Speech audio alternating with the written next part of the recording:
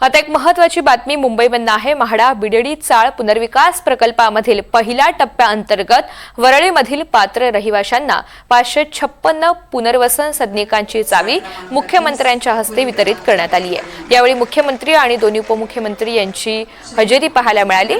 VDD पुनर्विकास सदनिकांची मुख्यमंत्री फडणवीस, उपमुख्यमंत्री अजित पवार आणि एकनाथ शिंदे यांनी पाहणी केली। त्यानंतर मुलुंडमधील कार्यक्रमात पात्र रहिवाशांना त्यांच्या हक्काच्या घराची चावी देण्यात आली आहे। यातील काही नागरिकांनी संवाद साधलेला आहे।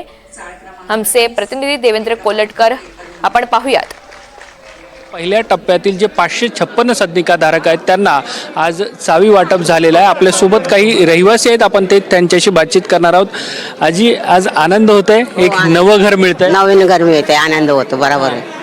कधीपासून तुम्ही राहताय बीडीडी मध्ये? 50 वर्ष झाली। अच्छा, लहान खोली असायची, अडचणी बाथरूमला बाहेर जायचं, संडासला बाहेर जायचं। नळ नंतर आले आम्हाला, बीडीचा आहेत नंतर नळ आले।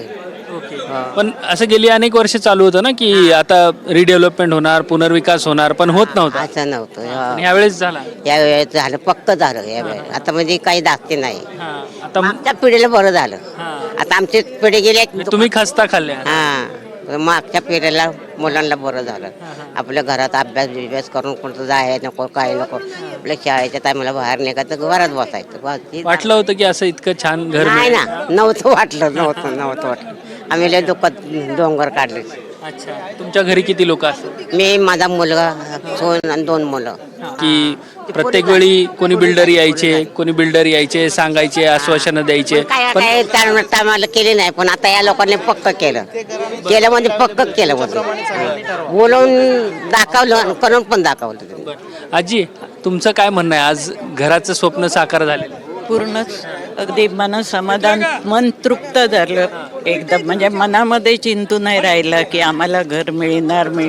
आता हे समाधान झालं की आपल्या हातात घर मिळालं म्हणून। कारण आम्ही 6 बिराड एका रूममध्ये आम्ही राहत होतो। 12 मुलं होती एका रूममध्ये।